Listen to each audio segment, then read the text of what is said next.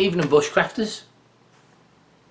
I just want to do a short video on the books I carry with me. I got myriads of books and I've read myriads of books, but the ones that are more useful in the field to me are when I don't understand something and I see something I recognise. And there's nothing worse, as you know, is trying to look at a plant and then reading reams and reams and reams of paper to try and identify it. So the ones I use are the ones I've found a quick reference.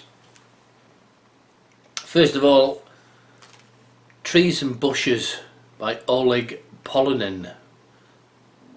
Trees and Bushes of Britain and Europe. Okay, well worn. Now this is a good guide because it breaks it down. We've got a section on barks, we've got a section on trees, we've got a good reference at the front. It's easy to use and easy to identify trees with. Well worth getting your hands on and keeping in. As I say, it's well worn. It's very old actually. I don't remember the date of when I got it, but it's been going around a long time. We've got the leaf shapes at the front, and it's still in press, and I will ask the Great Outdoor Stores, will they get all these books on their store? So if you go to the link, hopefully you'll find them there. My next one I carry with me, or rather I carry them all with me, but the next useful one is A Pocket Nature Wildlife of Britain, because we're in Britain, but I'm pretty sure a lot of this is reference to America, and what I'm trying to point people to is books that you can actually use. It's not as I said before, it's worth standing by a plant or looking at a bird and then getting your book out and realising you just cannot find it. So these are reference books I use for reference. And again, that's that one, Wildlife of Britain, and this covers everything from plants, mushrooms, trees, the bird species, mushrooms themselves, insects, butterflies, mice. It does the whole 9 yards. That's a great book.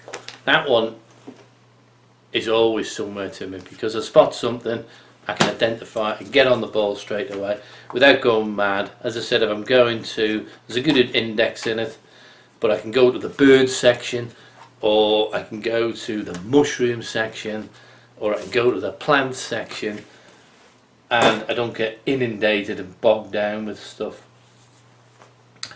One I've used for a long time is what I just got, but that one there is an excellent starting book. I'd recommend, if you're starting out, that's the fella, that's the one you want. Easy Wild Food Guide by Neil Fletcher.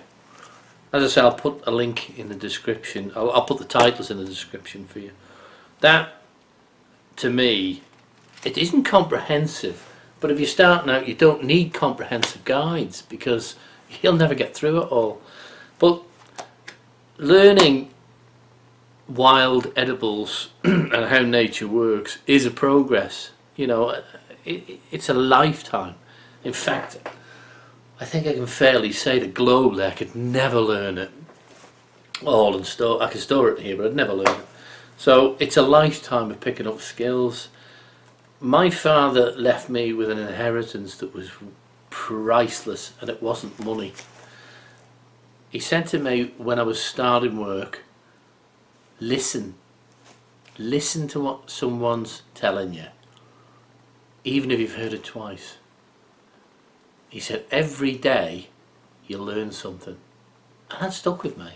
So every day, it's usually a course of a day that you will learn something. But if you say a manufacturer stuck behind a machine, it's very hard to learn something every day. Besides the news, that is learning, but that's transient. News comes and goes, but actually learning a subject, picking a plant and saying I'm going to know what that's about.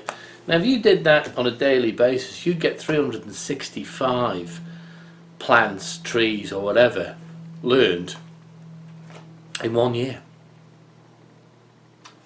That's a lot. That's more than you need to survive. in this country. 365 identifiable wild edibles, trees that would keep you going. But anyway, going back to this guide, it's broken into 4 seasons, which I think is a great idea. I've got them tagged, and again, this is getting well worn out. It's not one of the first books I've bought. Some of the first books I've bought I've never read, but this is broke down to spring, summer, autumn and winter. Now, there's some. I keep them tagged so I can get to them quick. We'll go to the next category, and there's a reason I'm doing this. Autumn. So this part here is summer. We're in summer now, so I'm not going to bother with the rest of the book. This is a guide, and there's enough in here, you know, let me just go through the summer period. There's enough in here: common lime, wild cherry identification, plum, elderflower, marsh samphire, rock samphire, sea kale, meadow sweet, and so on and so forth. There's enough to be learning in your first instance in that, in a summer. In 3 months you'll not get through that. I can assure you, you'll not find or identify them flowers or plants if you work for a living somewhere else. You'd have to be out looking for these all the time. So that is enough. So summer, it's summer. I only have to concentrate on that. Great first book. Same with the winter, same with the spring, and so on and so forth.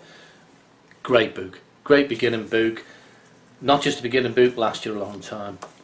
Next one out, now I've not long had this, because I see them and I've just got to have them. But I know what to look for reference wise. This doesn't break down the same, and this is Food for Free by Richard Maybe. Maybe. And there it is. Food for Free by Richard Maybe. It's another good A5, is it, size book. Handy enough to keep summer, keep in your bag. It's indexed through on plants, fungus, seaweeds, shellfish, but it's got a good index. It's got a good monthly guide. You can see that. That's June, July, and it names what you're likely to find. There's a very good index at the back, so you can get straight to the page. Very useful. As I was saying before, for identifying wild food, you get to a plant and you go, what is it? That's the biggest problem. What is it? I know it's a plant. I know it's green. I know it's got a flower.